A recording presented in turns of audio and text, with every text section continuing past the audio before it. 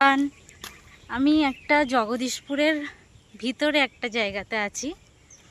এটা হচ্ছে ষষ্ঠীতলাও বলতে পারেন বা মাকালতলার ভিতর দিয়েও আসা যায়। পলাশের দোকান আছে, এক্স্যাক্টলি লোকেশানটা আপনাদের বলে দিচ্ছি। পলাশের যে দোকানটা আছে তার পাশ দিয়ে এটা ষষ্ঠীতলা বলে। তো এখানে আপনারা ফটোশ্যুটও করতে পারেন। ভিউটা দেখুন চারিদিকের, জাস্ট সবুজে সবুজ, তাই না? আর সবাই এখানে চাষ করে, প্রচুর চাষ হয় এখানে। আশা করি আপনারা বুঝতেই পারছেন কে কে এসেছেন আর এখানে কারা কারা থাকেন আমার ভিডিওটা দেখতে পাচ্ছেন।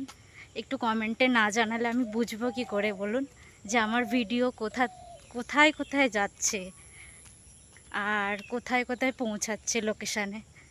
আমাকে তো আপনারা দেখতেই পাচ্ছেন যে আমি কেমন আছি, আর আপনাদেরও তো আমি আশা করব যে জানাবেন কমেন্টে, না হলে বুঝবো কি করে কেমন আছেন আপনারা।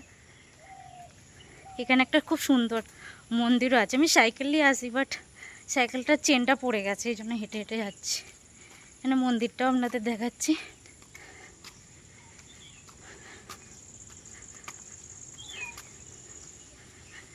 বুঝতে পারছেন চারিদিকে কত খালি এখানে চাষবাস হয়।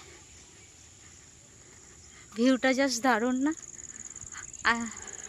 আসবেন আসবেন আপনারা ফটোশ্যুট করতে, ব্রাইডাল হোক, হলদি হোক বা কোনো রিলস বানাতে।